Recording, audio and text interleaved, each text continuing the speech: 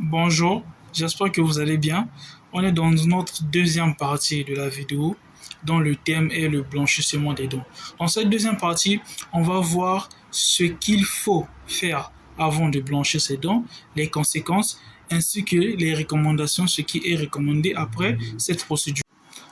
Alors, dans la vidéo précédente, on a parlé de ce qu'il faut savoir avant de blanchir ses dents. Ici, on va parler de ce qu'il faut faire avant de blanchir ses dents. Avant de blanchir les dents, il est recommandé de faire un détractage. Et le détractage se fait chez le stomatologue ou bien chez le chirurgien dentiste. Le détractage, c'est le fait de nettoyer les dents, du genre enlever les dépôts dentaires dans le tartre, dans les plaques dentaires aussi. C'est ça le détractage. Donc, c'est la première chose à faire avant de blanchir ses dents. Concernant les conséquences, c'est ici qu'on doit prêter plus attention, qu'on doit savoir ce que le blanchissement dentaire pourra causer à nos dents, à notre santé bucco-dentaire. On va commencer par un fait qui est très important.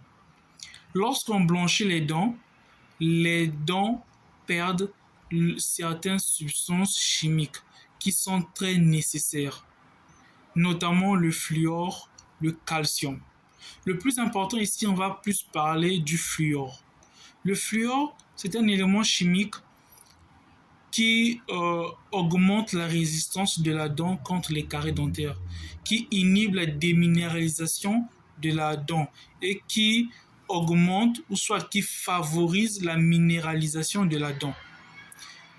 Tout ce système-là est pour lutter, tout ce système-là est pour lutter contre les caries dentaires. La perte du fluor et du calcium va occasionner beaucoup de pathologies, comme les caries dentaires. C'est quoi la carie dentaire? On sait que la carie dentaire, c'est une maladie infectieuse qui touche les tissus durs de la dent.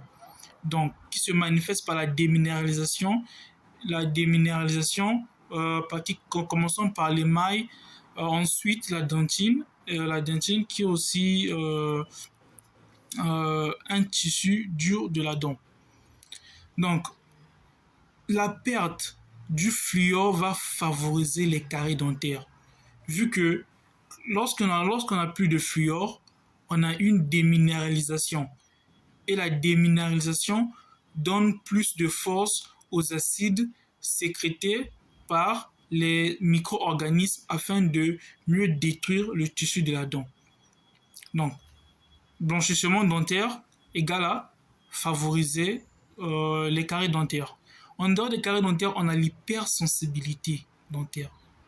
L'hypersensibilité, on perd le fluor qui est nécessaire pour la reminéralisation du tissu, des tissus de la dent, notamment l'émail. La perte du fluor favorise l'hypersensibilité dentaire. L'hypersensibilité dentaire, on va prendre quelques exemples.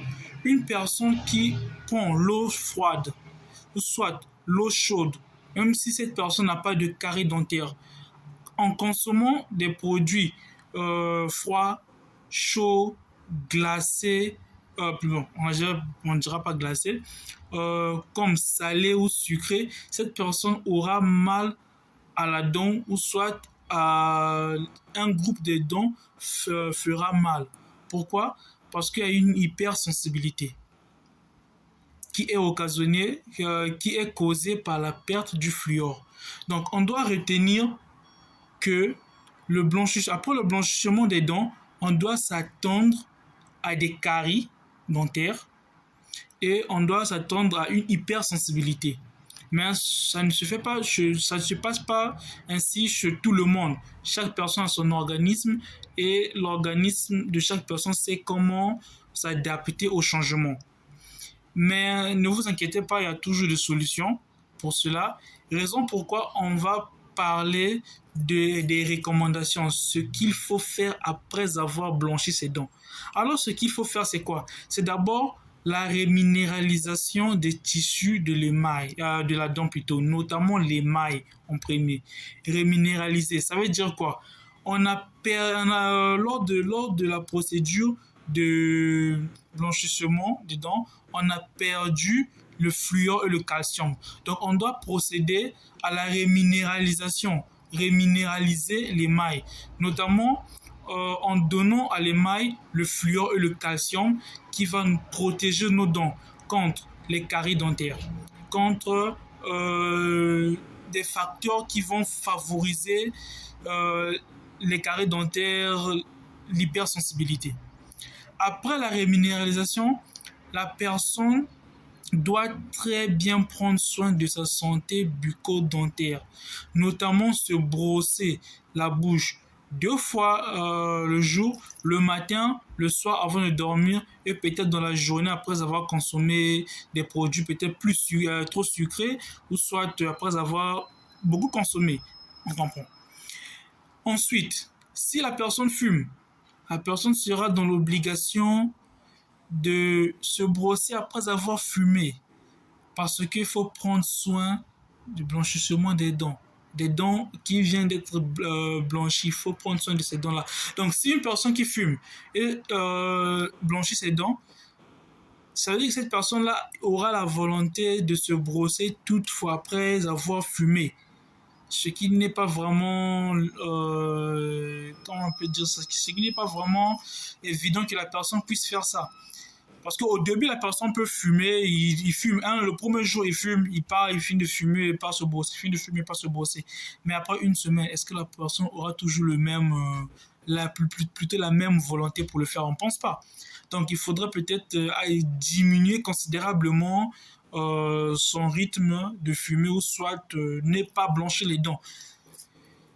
Après, la personne doit toutefois au moins une fois chaque 6 mois faire un détartrage dentaire. Bon, le détartrage dentaire, je ne dirais pas, mais un détartrage auprès d'un chirurgien dentiste. Donc, c'est un peu ce qu'on a à dire dans cette vidéo. Et dans les prochaines vidéos, on va parler des possibilités de blanchiment des dents. Il y a des gens qui utilisent le charbon, les makala pour ceux qui sont du Congo-Brazzaville. Il y a des gens qui prennent des pâtes dentifrice.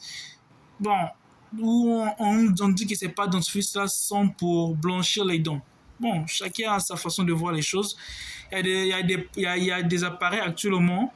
Il suffit juste d'appliquer le gel sur la surface des dents, puis mettre l'appareil pour blanchir. Et il y a le blanchiment professionnel qui se fait chez le chirurgien dentiste, ce qui est plus important, ce qui est plus évident pour blanchir ses dents dans les meilleures conditions. Alors, dans les prochaines vidéos, on va parler de tout ça, de toutes ces méthodes, ces possibilités de blanchissement des dents. Je vous demande de partager la vidéo afin que les autres aussi puissent avoir ces informations et de bien prendre soin de votre santé bucco-dentaire. Je vous dis ciao et à la prochaine.